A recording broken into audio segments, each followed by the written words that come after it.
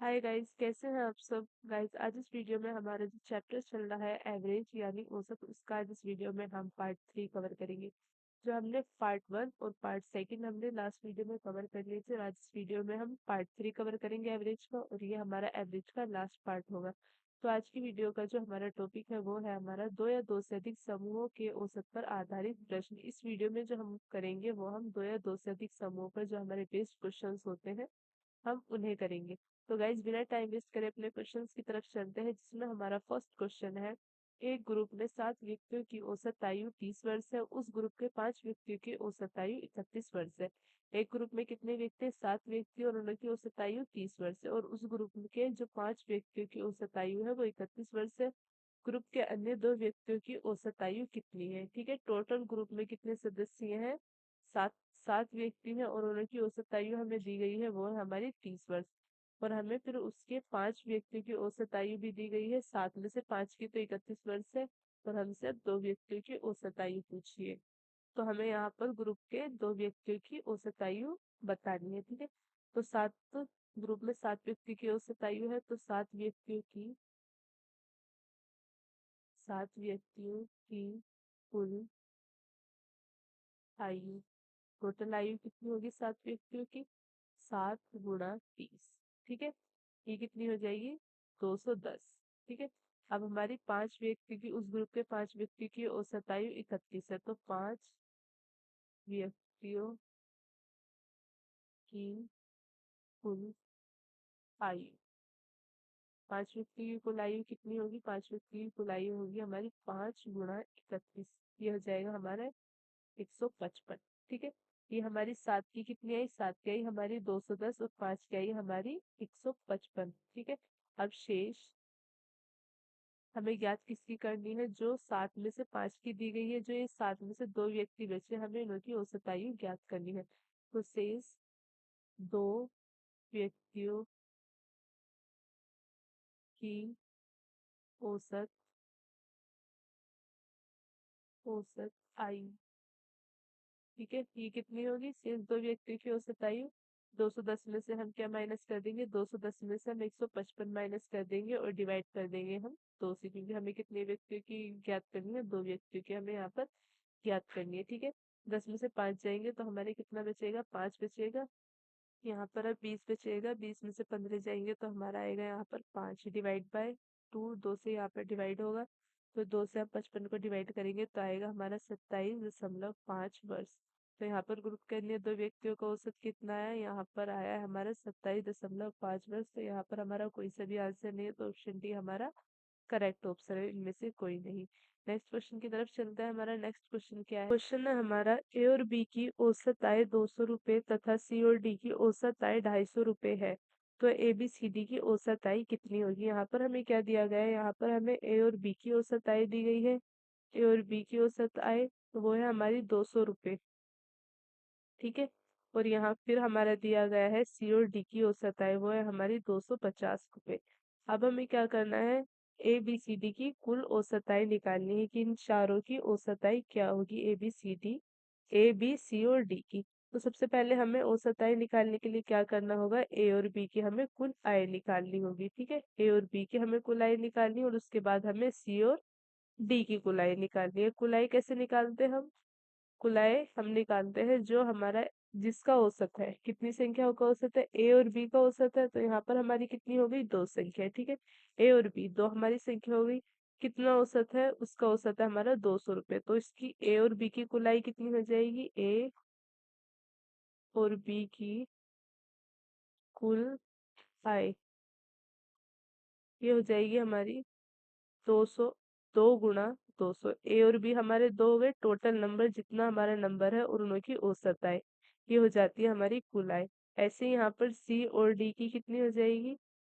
सी और डी की कुल आय ये हो जाएगी हमारी 2 गुणा 250। ये यहाँ पर हमारा हो जाएगा 400, और ये हो जाएगा हमारा 500। तो ए बी सी डी की कुल आय कितनी होगी? ए बी की तो है 400, सी डी की है यहाँ पर हमारी 500, तो ए बी सी और डी की कितनी हो जाएगी? ये हो जाएगी हमारी 400 प्लस 500 और अपोन में नो की जितने टोटल नंबर है। ये 400 किसकी है, ए बी की, और 500 है सी डी की। टोटल कितने नंबर है ये, 1 2 3 4, ये हमारे 4। तो बट्टे में हमारा आ जाएगा 4। इन्हें जोड़ने के बाद आता है हमारा 900 और अपोन में हमारा 4। 4 से काटेंगे इसको तो ये हमारा जाएगा, 4 से काटेंगे, 4 दूनी 8, 4 दूनी 8 और 4 पंजे 20। तो ये हो गया हमारा 225। तो यहाँ पर ABCD की कुलाई कितनी होगी, ABCD की कुलाई होगी यहाँ पर हमारी 225। तो ऑप्शन है हमारा करेक्ट आंसर है। नेक्स्ट क्वेश्चन की तरफ चलते हैं। हमारा नेक्स्ट क्वेश्चन क्या है, क्वेश्चन है हमारा, एक कक्षा में 15 लड़के हैं और एक कक्षा के 15 लड़के और 10 लड़कियों का औसत भार 38.4 किलोग्राम है। यदि लड़कियों का औसत भार 40 किलोग्राम है तो, यदि लड़कों का औसत भार 40 किलोग्राम है तो लड़कियों का औसत भार कितना है। यहाँ पर हमें क्या ज्ञात करना है, यहाँ पर हमें लड़कियों का औसत भार ज्ञात करना है। यहाँ पर हमें 15 लड़के, एक क्लास में 15 लड़के और 10 लड़कियां हैं जिनों का हमें टोटल भार दिया गया है, टोटल औसत भार वो कितना दिया गया है हमें 38.4। और फिर हमें लड़कों का औसत भार दिया गया है। लड़कों का औसत भार कितना है, लड़कों का औसत भार यहाँ पर हमारा 40 किलोग्राम है।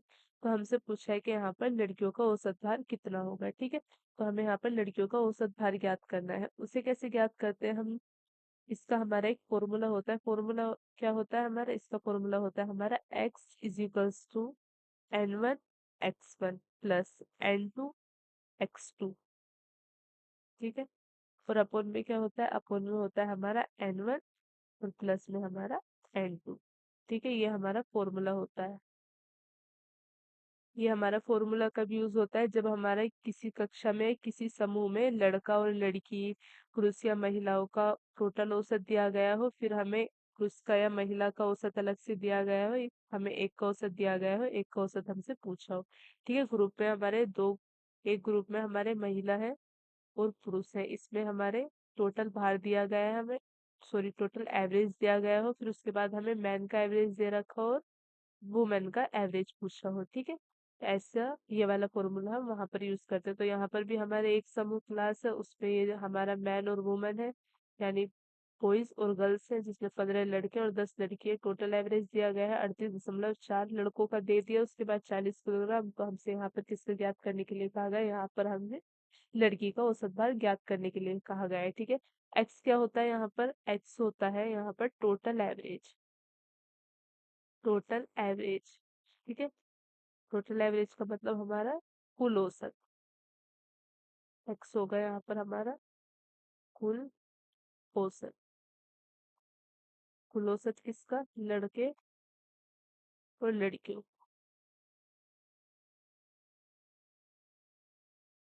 ठीक है, उसके बाद है हमारा n1। n1 क्या होता है, n1 होता है जो हमारा पहले दिया गया है। पहले क्या दिया गया है, पहले यहाँ पर हमारे 15 लड़के दिए गए हैं, तो n1 क्या हो गया, n1 हो गया यहाँ पर हमारा 15 लड़के। उसके बाद है हमारा n2। n2 है हमारा 10 लड़कियां। ठीक है, 10 लड़कियां। n1 क्या है, n1 हमारा जो पहले दिया गया है, n1 है हमारा 15 लड़के और n2 है हमारा 10 लड़कियां। फिर उसके बाद हमारा x1। x1 क्या होता है, लड़कों का औसत, n1 का औसत x1 होता है। यहाँ पर जो ये है, ये हमारा x औसत को डिनोट करता है। पहला x हमारा टोटल एवरेज, फिर x1 है तो n1 का औसत होगा, x2 है तो हमारा n2 का औसत होगा। ठीक है, x1 कितना है, x1 का औसत हमारा 40 किलोग्राम है, और हमें क्या फाइंड करना है, x2 का एवरेज ही हमें फाइंड करना है। ठीक है, n1 और n2 ये हमारे बॉयज हो गए और ये हमारी गर्ल्स हो गई। ठीक है, x कितना है यहाँ पर हमारा 38.4, किसके बराबर है, n1 के। n1 है हमारा 15 गुणा x1 कितना है, उसका एवरेज है 15, लड़कों का एवरेज है हमारा 40। उसके बाद प्लस n2 कितना है, n2 हमारी लड़कियां हैं, लड़कियां हमारी 10। ठीक है, x2 हमें फाइंड करना है, और नीचे हमारा n1 प्लस n2, तो 15 लड़के और उसके बाद हमारी 10 लड़कियां। आगे सोल्व करते हैं इसे। आगे कैसे सोल्व करेंगे, यहाँ पर है हमारा 38.4। ठीक है, किसके बराबर होगा, ये हो गया हमारा 15 गुणा 40, तो ये हो जाएगा हमारा 15 की 40 में मल्टीप्लाई करेंगे तो आ जाएगा हमारा 600। उसके बाद हमारे कितना बचेगा, प्लस 10 × x⁴, तो ये हो जाएगा हमारा 10x2, और अपोन में कितना आएगा, अपोन में आएगा हमारा 15 + 10, तो ये हो गया हमारा 25। ठीक है, 25 हो गया। यहाँ पर ये 25 हमारा डिवाइड में इधर जाके मल्टीप्लाई नहीं हो जाएगा, तो ये हो गया हमारा 38.38.4 गुणा हमारा 25, और इधर हो जाएगा हमारा 600 प्लस 10 x की 2। ठीक है, ये हमारा 10 x की 2 है, 10 x की 2। ठीक है, तो ये हो गया हमारा, ये इसकी यहाँ पर मल्टीप्लाई करेंगे तो 25 की 4 में करेंगे तो 100। ठीक है, एक डैश जीरो आ जाएगी, 10 हमारा कैरी हो जाएगा। फिर उसके बाद हमारा 25 अट्ठे 200, और उसमें हम 10 ऐड करेंगे तो ये हो जाएगा हमारा 210। ठीक है, 210 का जीरो 21 हमारा कैरी हो जाएगा। 25 से 75 और 21 हो जाएंगे हमारे 960.0। इधर है हमारा 600 प्लस 10 x। ठीक है, 10 मतलब 10 x 2, यहाँ पर ये क्या है, ये है हमारा वो मतलब लड़कियों का, गर्ल्स का हमारा एवरेज। ठीक है, तो यहाँ पर हमारा जो है ये 960 रह जाएगा, क्योंकि डेसिमल के बाद हमारा जीरो है तो जीरो हम काउंट नहीं करते। 960 में से हमें क्या माइनस करना है, 600, और ये बराबर हो जाएगा हमारे 10 x की 2 के बराबर हो जाएगा। 960 में से जो हमारा 600 जाएगा तो ये आ जाएगा हमारा 360, इसके बराबर 10 x की 2। ठीक है, अब यहाँ पर हमारा 360 बट्टे में हमारा 10 हो जाएगा, और x2 हमारा यहाँ पर ही रह जाएगा। जीरो से जीरो कैंसिल करेंगे तो x2 हमारा किसके बराबर हो जाएगा, x2 हमारा 36 के बराबर हो जाएगा। तो लड़कियों का एवरेज कितना है, लड़कियों का एवरेज आया यहाँ पर हमारा 36 किलोग्राम। ठीक है, लड़कियों का भार का एवरेज ज्ञात करे थे हम, तो कितना आया लड़कियों का औसत भार, लड़कियों का औसत भार आया हमारे यहाँ पर 36 किलोग्राम। ऑप्शन सी हमारा करेक्ट आंसर है। नेक्स्ट क्वेश्चन की तरफ चलते हैं। हमारा नेक्स्ट क्वेश्चन क्या है, क्वेश्चन है हमारा, एक संस्था के सभी कर्मचारियों का प्रति व्यक्ति औसत वेतन 60 रुपए है। 12 अधिकारियों का प्रति व्यक्ति औसत वेतन 400 रुपए है। शेष कर्मचारियों का प्रति व्यक्ति औसत वेतन 56 रुपए है। संस्था में कर्मचारियों की कुल संख्या क्या है। ठीक है, यहाँ पर हमें क्या दिया गया है, एक संस्था में दी गई है। ठीक है, एक उसमें सभी जितने भी उसमें कर्मचारी हैं उनका प्रति व्यक्ति औसत दिया गया है, वो क्या है, वो है हमारा 60 60 रुपए। ठीक है, उनमें से हमारा 12 अधिकारियों का प्रति व्यक्ति औसत वेतन दिया गया है, वो है हमारा 400 रुपए। और बचे हुए जो व्यक्ति हैं, जो हमारे कर्मचारी हैं, उनका औसत वेतन हमारा 56 रुपए दिया गया है। तो हमसे क्या बताने के लिए कहा गया, हमसे ये पूछा गया है क्वेश्चन में कि संस्था में टोटल कर्मचारियों की कितनी संख्या है। तो यहाँ पर हमें कर्मचारियों की कुल संख्या ज्ञात करनी है, तो हम क्या मान लेंगे, हम मान लेते हैं कि कर्मचारियों की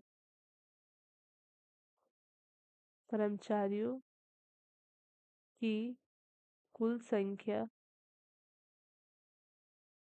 कुल संख्या जो है ये हमारी है एक्स। ठीक है, ये क्या होगी, टोटल कर्मचारियों की संख्या एक्स हो गई। अब क्वेश्चन में क्या कहा गया है, जो प्रति व्यक्ति सभी कर्मचारियों के प्रति व्यक्ति औसत वेतन है 60। ठीक है, 60 रुपए है। तो यहाँ पर तो कर्मचारी का कुल वेतन कितना हो जाएगा, कर्मचारियों की संख्या गुणा औसत वेतन। प्रति व्यक्ति का 60 है, तो यहाँ पर कर्मचारियों का कुल औसत कितना हो जाएगा, सभी कर्मचारियों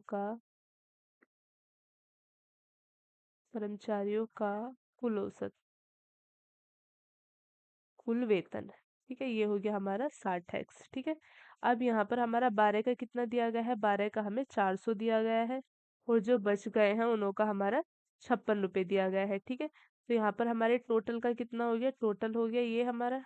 ठीक है, ये हमारा टोटल, उसमें से हमारे 12 का कितना है, 12 कर्मचारियों का वेतन, ये हमारा 12 गुणा 400। ठीक है, सभी कितने थे हमारे, एक्स थे, उनका सभी का कितना हो गया, एक्स गुणा 60 हो गया। 12 का कितना है, 12 गुणा 400। अब शेष कर्मचारी कितने बचे, एक्स में से हमारे -12 बचे। ठीक है, एक्स में से 12 जाएंगे। ठीक है, अब ये हमारे शेष का, ये हमारे शेष कर्मचारी हैं, तो एक्स -12, या कह सकते हैं हम कि शेष कर्मचारियों का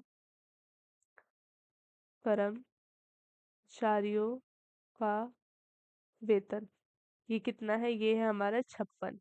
ठीक है, x -12 गुणा 56।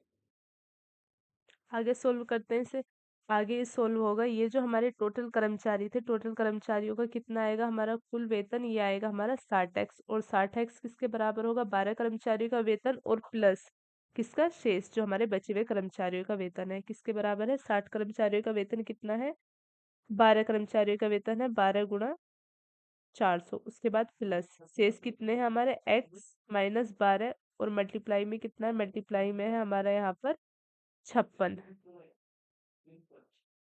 मल्टीप्लाई में हमारा यहाँ पर 56। ठीक है, तो ये हमारा कितना हो जाएगा, 60x किसके बराबर हो जाएगा, 60x हो जाएगा हमारा 12 की 4 में करेंगे, 12 चौक 48 और 2 हमारी 0, ये हो गया हमारा 56x और 56 की 12 में करेंगे तो ये आएगा हमारा 12 छिंग 72, 7 हमारा कैरी, 12 पंजे 60 और ये आएगा हमारा 672। ठीक है, कितना है, ये आया हमारा 672।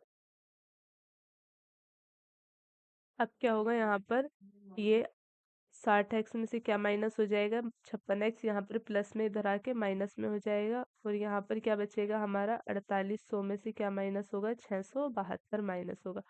4800 में से 672 जाने के बाद ये बचेगा हमारा 10 में से 2 जाएंगे 8, 9 में से 7 जाएंगे तो हमारा 2, तो इधर बचेगा हमारा 41। ठीक है, 60 में से 56 जाएंगे तो ये बचेगा हमारा 4x, x यहीं पर रहेगा और 4 इसके 4141 मतलब 4128 के नीचे डिवाइड में आ जाएगा 4, काट देते हैं, 4 से काटेंगे, 4 से एक बार में 0 और फिर हमारा 4 तिया 12 और 4 दूनी 8, ही आ गया हमारे 1032। तो हमारे टोटल कर्मचारियों की संख्या कितनी है, टोटल कर्मचारियों की संख्या है हमारी 1032। तो ऑप्शन बी हमारा करेक्ट आंसर है। नेक्स्ट क्वेश्चन की तरफ चलते हैं। हमारा नेक्स्ट क्वेश्चन क्या है, क्वेश्चन है हमारा, किसी परीक्षा में 8 छात्रों का औसत अंक 51 है तथा अन्य 9 छात्रों का औसत अंक 68 है, सभी छात्रों का औसत अंक क्या है। यहाँ पर हमारा परीक्षा में दिया गया है जिसमें हमारा 8 छात्रों का औसत अंक कितना दिया गया है, 51 दिया गया है और उसके अलावा 9 छात्रों का औसत अंक दिया गया है हमें 68। तो हमें यहाँ पर पूछा है कि सभी छात्रों का औसत अंक क्या है, हमें यहाँ पर सभी छात्रों का औसत अंक ज्ञात करना है।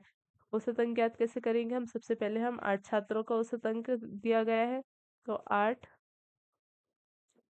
छात्रों का औसत अंक, ये कितना दिया गया है हमें 51।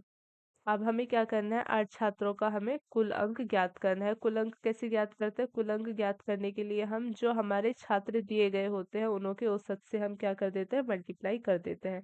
तो 8 छात्रों का कुल अंक, ये कितना हो जाएगा हमारा, 8 छात्रों का कुल अंक हो जाएगा हमारा 8 गुणा 51। ठीक है, 8 गुणा 51, 8 51 के 8 में मल्टीप्लाई करेंगे तो ये आ जाएगा हमारा 408। ठीक है, फिर हमारा अन्य 9 छात्रों का औसत अंक, ठीक है, 9 छात्रों का औसत, 9 छात्रों का औसत कितना है, 9 छात्रों का औसत है यहाँ पर हमारा 68। तो 9 छात्रों का हमारा कुल अंक कितना हो जाएगा, 9 छात्रों का कुल अंक कितना हो जाएगा, 9 छात्रों का कुल अंक 9 गुणा 68। ठीक है, 9 के 8 में करेंगे तो हमारा 72 आएगा, हमारा 2 7 हमारा कैरी, 9 की 6 में करेंगे तो हमारा 54 और उसके बाद हमारे ये हो जाएगा 612, 408 और 612। 8 छात्रों का कुल अंक कितना आया, 408, 9 छात्रों का कुल अंक कितना है हमारा 612। अब हमें क्या ज्ञात करना है, अब हमें सभी छात्रों का औसत अंक ज्ञात करना है। सभी छात्र कितने हो जाएंगे हमारे, 8 और 9। ठीक है, टोटल है हमारे 8 और 9। तो हम यहाँ पर अब हमें कुल औसत ज्ञात करना है, कुल औसत। ठीक है, कुल औसत ज्ञात करने के लिए हमें 8 छात्रों के और 9 छात्रों के दोनों के जितने भी हमारे कुल अंक है उन्हें ऐड करना होगा।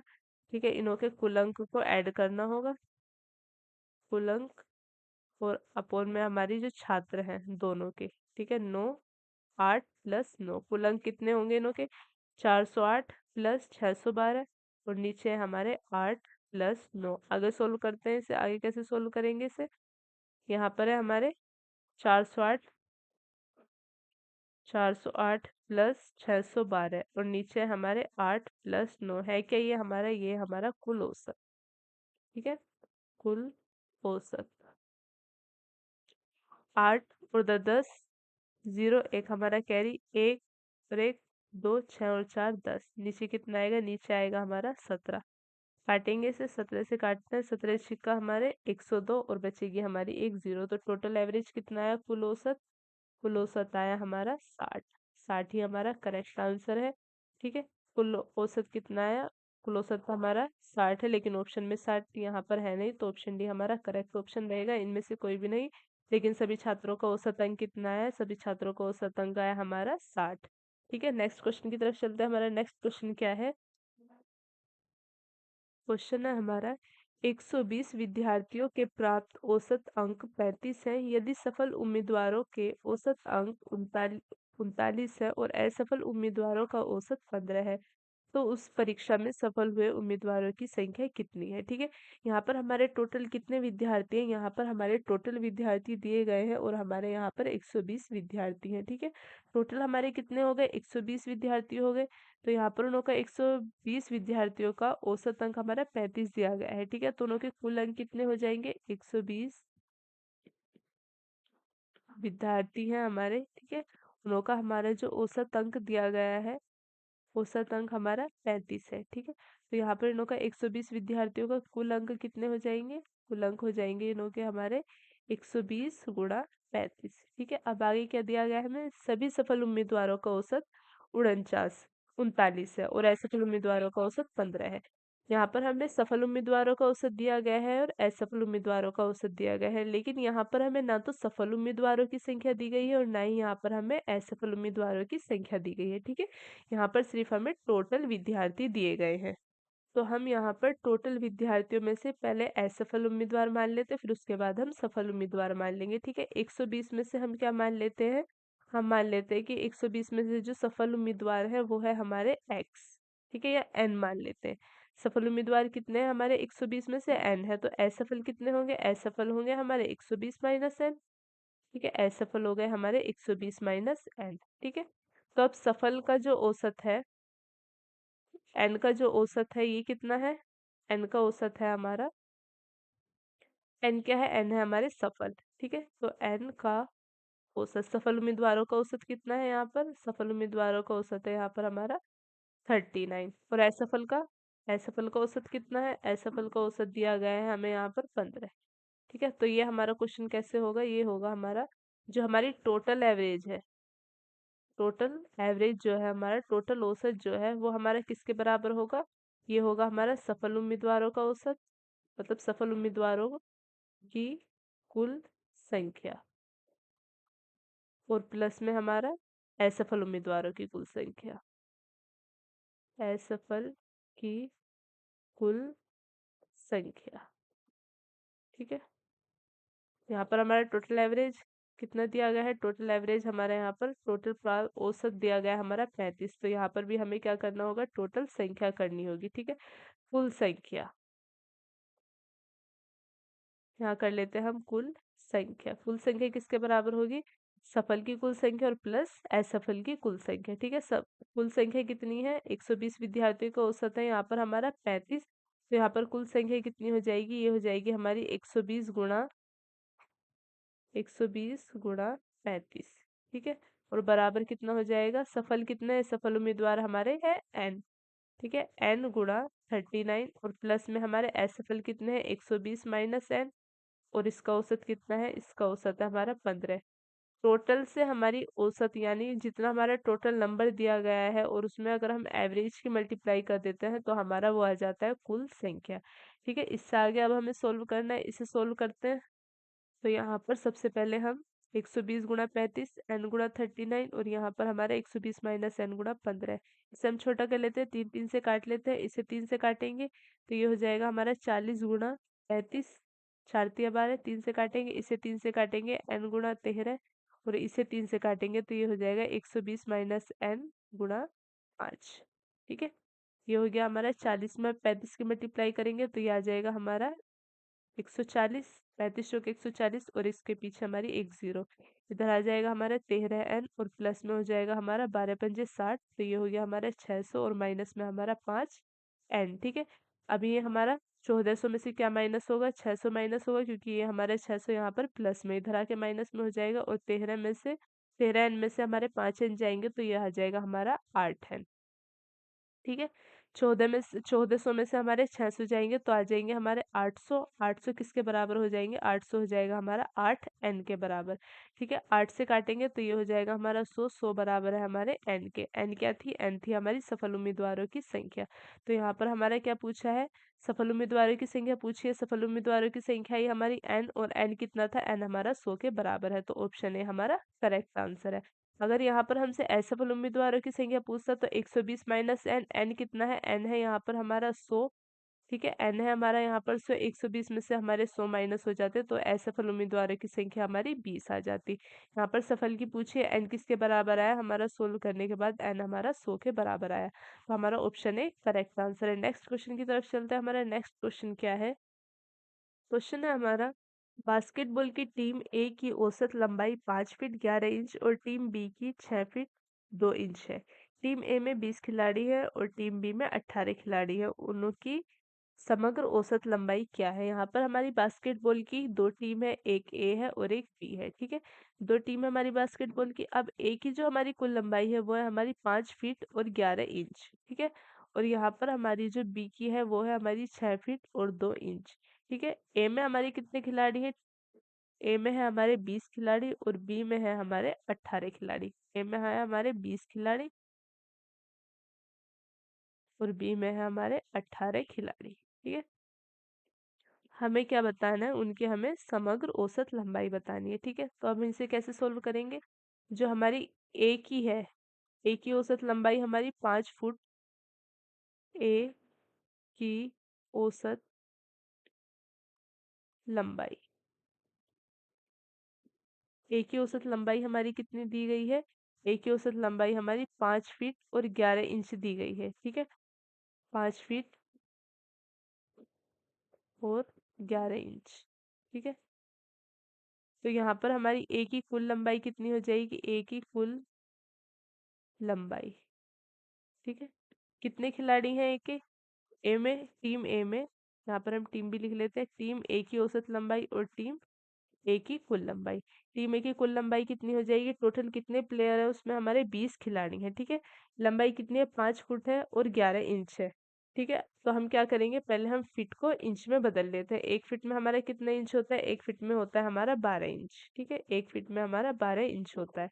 तो यहाँ पर हमारी 5 फुट है, तो 5 फीट में हमारा कितना हो जाएगा? 5 गुणा 12 और प्लस में हमारा 11 इंच। ठीक है, तो ये हो जाएगा हमारा 12 पंजे 60 और प्लस में हमारा 11 और मल्टीप्लाई किसकी होगी? यहाँ पर हमारी 20 की। ठीक है, तो ये हो जाएगा यहाँ पर हमारा 31 गुणा 20, तो होगा ये हमारा 1420। ए की कुल लंबाई, टीम टीम ए की कुल लंबाई आ गई यहाँ पर हमारी। कुल लंबाई कितनी आई है? टीम ए की कुल लंबाई आई है हमारी 1420। अब हम क्या ज्ञात करेंगे? टीम बी की। ठीक है, टीम बी की कुल लंबाई। टीम बी में कुल कितने खिलाड़ी हैं, कितने प्लेयर हैं टीम बी में? टीम बी में जो है ये है हमारे 18 प्लेयर, जिनकी की औसत लंबाई कितनी है? 6 फीट और 2 इंच। ठीक है, 18 प्लेयर है, 6 फीट। एक एक फीट हमारे किसके बराबर होता है? 12 इंच के बराबर होता है। तो 6 गुणा 12 और प्लस में हमारा 2 इंच, तो ये हो जाएगा हमारा 12×6 = 72 +2 और मल्टीप्लाई में हमारा 18। तो ये हो गया 18 × 74। 18 की 4 में करेंगे, 18 × 4 = 52, 2 और 5 हमारा कैरी। 18 × 7 18 × 4 = 72, 2 और 7 हमारा कैरी हो गया। तो 18 × 7 हमारे 126 और 7 ये हो गए हमारे 133।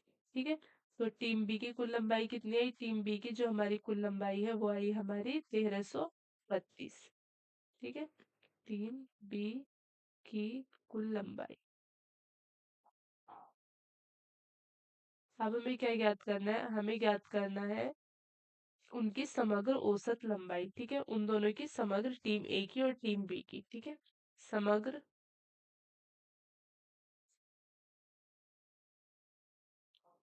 टीम ए और टीम बी की समग्र औसत लंबाई। समग्र औसत लंबाई वो कितनी होगी? टीम ए और टीम बी का टोटल योग और उनके प्लेयर्स का योग। ठीक है, कुल लंबाई का योग, कुल लंबाई का योग कितना होगा? 1420 प्लस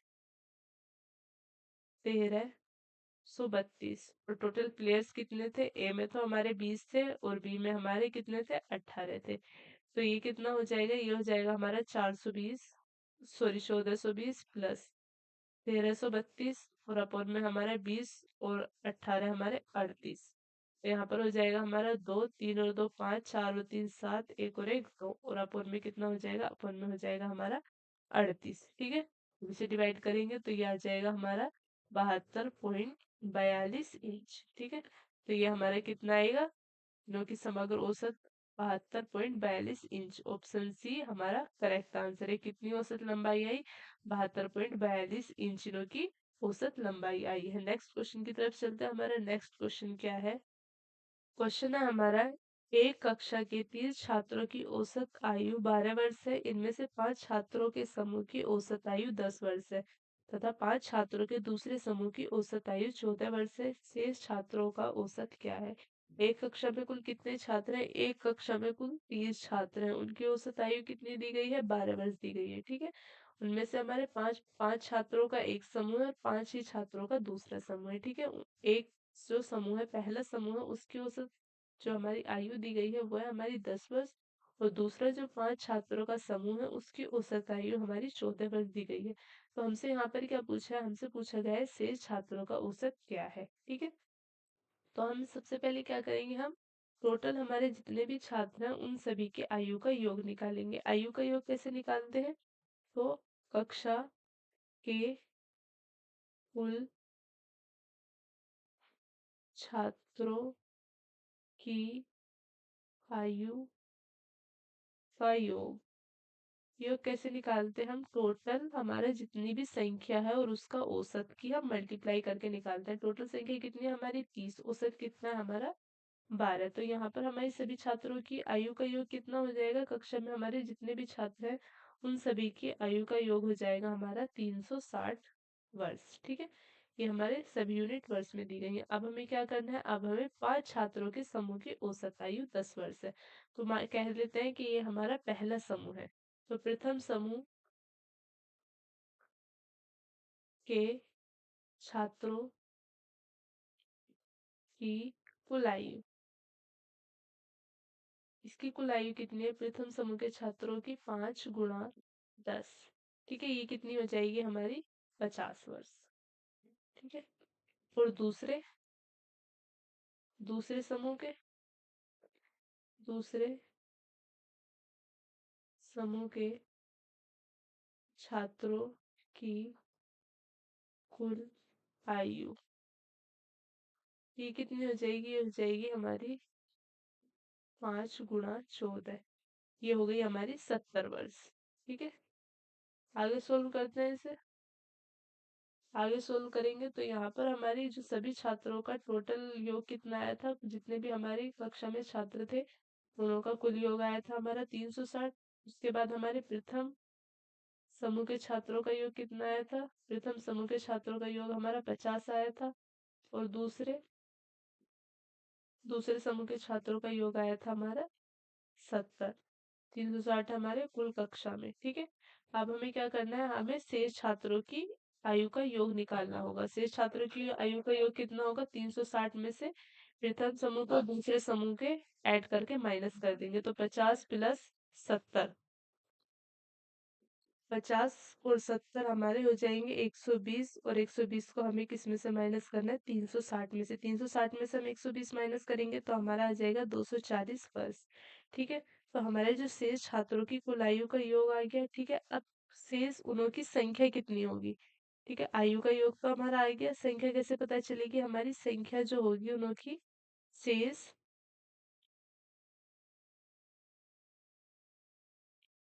छात्रों की संख्या, वो संख्या कितनी होगी? टोटल कितने थे? टोटल है हमारे 30।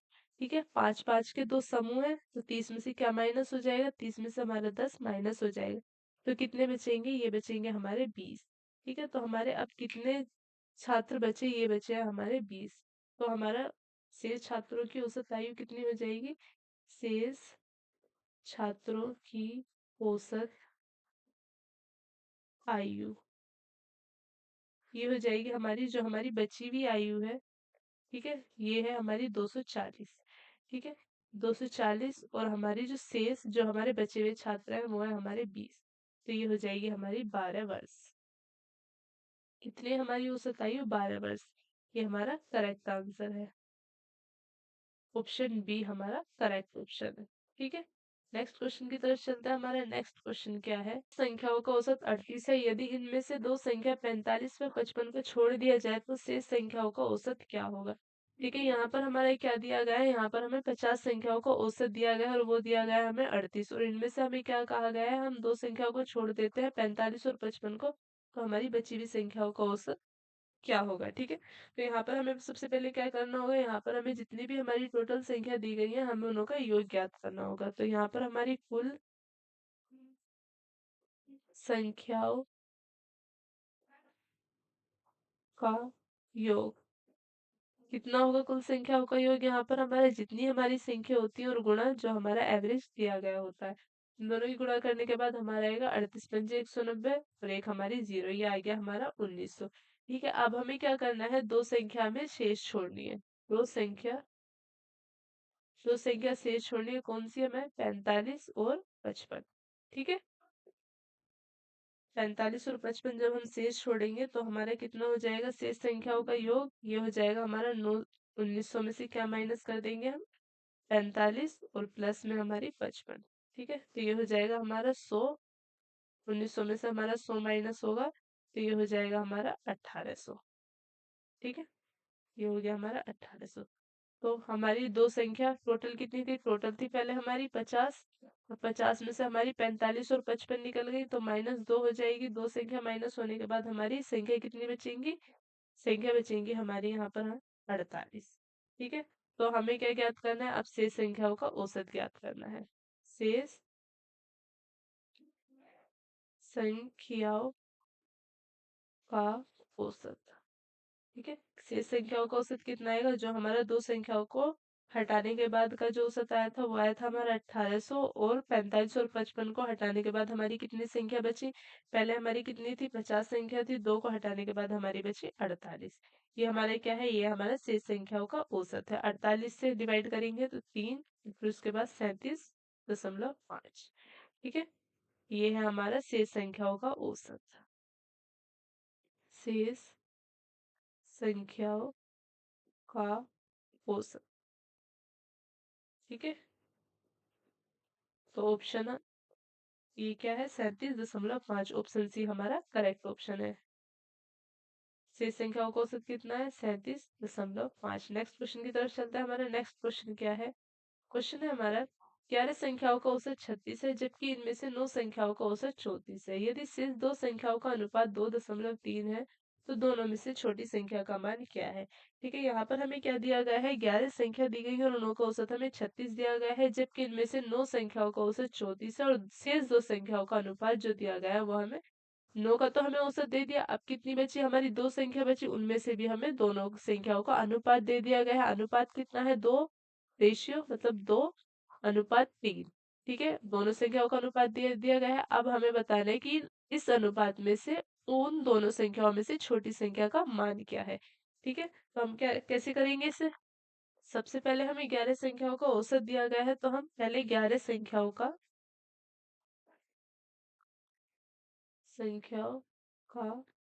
कुल योग ज्ञात कर लेते हैं। ठीक है, कुल योग ज्ञात करेंगे तो हमारा कितना आएगा? 11 गुणा 36। ठीक है, मल्टीप्लाई के बाद आ जाएगी 11 तिया 33। तो ये ऐसे कर लेते हैं 11 छिक 66, 3 11 तिया 33 और 39 396। ठीक है, अब फिर 9 संख्याओं का औसत कितना है? 9 संख्याओं का औसत 34 है तो 9 संख्याओं का कुल योग कितना हो जाएगा?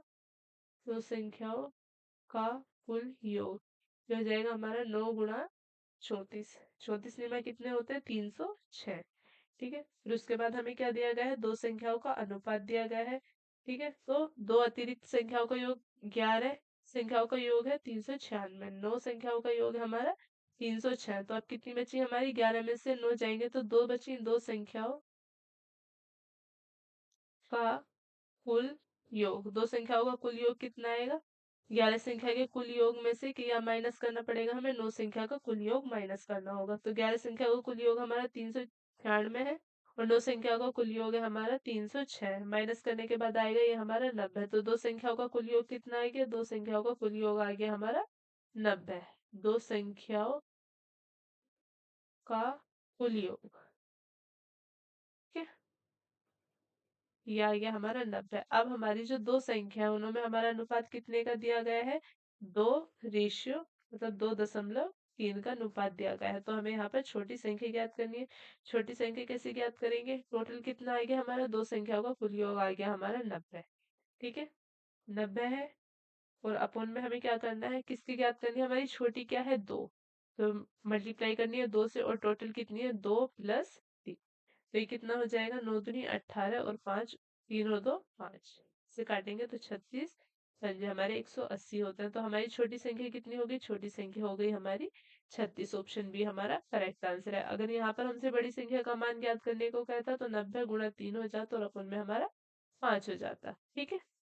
तो यहाँ पर हमारा 36 करेक्ट आंसर है। नेक्स्ट क्वेश्चन की तरफ चलते हैं। हमारा नेक्स्ट क्वेश्चन क्या है? क्वेश्चन है हमारा, एक क्रिकेटर ने 80 पारियां खेली और उनमें 99 रन का औसत बनाया। अंतिम पारी में उसने 0 रन बनाए। अंत में 100 रन की औसत पारियों के लिए अंतिम पारी उसके कितने रन होने चाहिए? अंतिम पारी में उसके कितने रन होने चाहिए? तो हमें क्या ज्ञात करना है? हमें रनों की संख्या ज्ञात करनी है। मान लेते हैं कि उसने टोटल कितनी पारी खेली है? उसने 100 पारी खेली है, ठीक है। 80 पारियों में कितने रन बनाए? 99 रन बनाए हैं, ठीक है। तो यहाँ पर हमें क्या करेंगे? जो हमारे रन हमें ज्ञात करने उन्हें हम एक्स मान लेते हैं। रनों की संख्या, ठीक है, रनों की संख्या मान लेते हैं हम एक्स, ठीक है। तो सबसे पहले हम क्या करेंगे? 80, 80 पारी में कितने का औसत बनाया? 80 पारी में 99 रन बनाया। तो ये हो जाएगा हमारा 80 गुणा 99, ठीक है। अब यहाँ पर हमें प्लस करना है एक्स, ठीक है। तो ये हमें टोटल कितने, अंत में 100 रन की औसत पारी आई थी उसकी। तो टोटल कितना है उसके? 100। औसत कितना है हमारा? 100, ठीक है। टोटल कितनी पारी खेली है उसने? 80 पारी खेली है। औसत हमारा पहले ही दिया गया था, पारी भी दी गई थी, 80 पारियों का हमारा दिया गया था, और हमसे जो हमारा अंतिम पारी के रन है वो हमसे पूछे थे। तो हमने अंतिम पारी के रन कितने मान लिए? हमने यहाँ पर एक्स मान लिए हैं। आगे सोल्व करते हैं इसे। अब क्या करना है हमें यहाँ पर? ये क्या है? ये हमारे 80 पारी में 99 रन का औसत बनाया था। यह हम कुल योग कह सकते हैं 80 पारियों का, 80 पारियों के कुल रन कह सकते हैं। पारी कितनी खेली है? 80 पारी खेली है। टोटल औसत कितना है? 100 पारियों का हमें एक्स बताना है, ठीक है। तो यहाँ पर हो जाएगा हमारा 80 गुणा 99 प्लस एक्स, और इधर कितना हो जाएगा? 100 हमारी पारियां थी और गुणा में हमारा 80। तो इधर तो हो जाएगा ये हमारा 8000, और इधर हो जाएगा 9 अट्ठे 72, और 7 9 अट्ठे 72 और 79 और एक 0, और प्लस में हमारा कितना हो गया? एक्स। तो एक्स किसके बराबर हो गया? एक्स हमारा 80 के बराबर हो गया है। तो एक्स क्या था? एक्स थी हमारी अभिष्ट रनों की संख्या जो हमसे क्वेश्चन में पूछी गई थी। तो उसको कितने रन चाहिए? उसको चाहिए अंतिम पारी में 80 रन। लेकिन यहाँ पर हमारा कोई सा भी ऑप्शन करेक्ट नहीं है, ठीक है। तो हमारा आंसर कितना आया? आंसर आया हमारा 80, ठीक है। करेक्ट आंसर है हमारा यहाँ पर 80। नेक्स्ट क्वेश्चन की तरफ चलते हैं। हमारा नेक्स्ट क्वेश्चन क्या है? क्वेश्चन है हमारा, एक क्लास में 30 विद्यार्थियों के औसत नंबर 45 है। चेकिंग करने पर 2 गलतियां पाई गई। संशोधन के बाद अगर एक विद्यार्थी ने 45 नंबर ज्यादा और दूसरे ने 15 नंबर कम हासिल किए हैं तो संशोधित नंबरों का औसत क्या होगा, ठीक है। सबसे पहले हमें क्या करना है? पहले हमें 30 विद्यार्थियों के कुल कितने नंबर आए हैं ये हमें ज्ञात कर लेना है, ठीक है। तो यहाँ पर हम टोटल नंबर कैसे ज्ञात करेंगे? क्लास में सभी विद्यार्थियों विद्यार्थियों के कुल नंबर या कुल अंक, ये कितने आए हैं? ये आए हैं हमारे 30 गुणा 45, ठीक है। ये कितने हो जाएंगे हमारे? 1350। 45 की 3 में करते हैं 135 आता है, एक हमारी पीछे 0।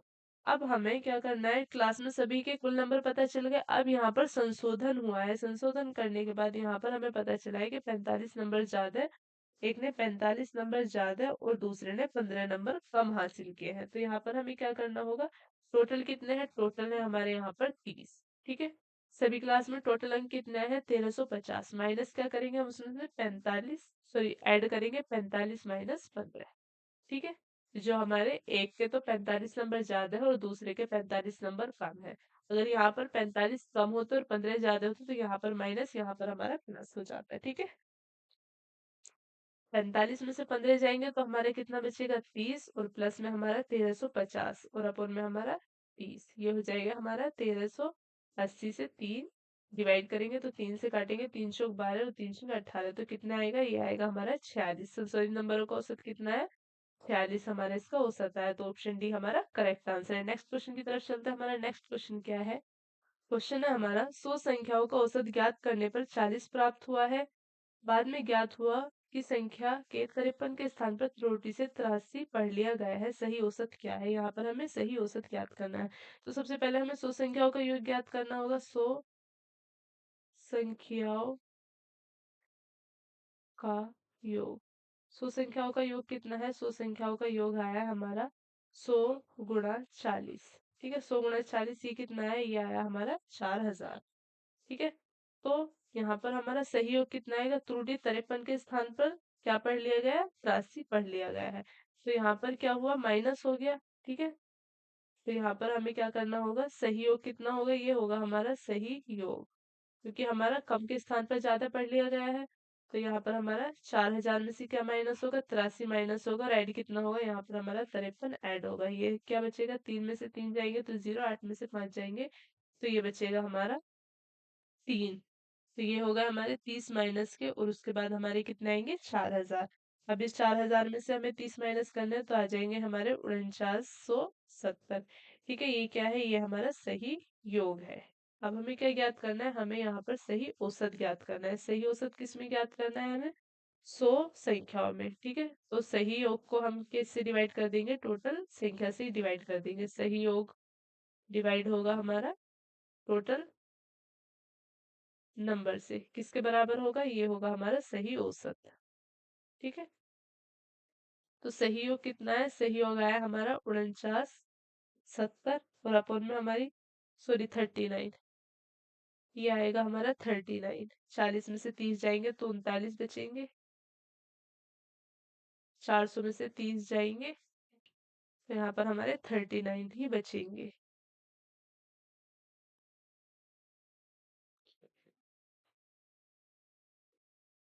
3970 बट्टे में हमारा कितना आएगा, यहाँ पर 100, तो ये एक जीरो से एक जीरो हो जाएगी, तो 39 दशमलव हमारा कितना आ जाएगा, 7। तो ये क्या है, ये हमारा सही औसत।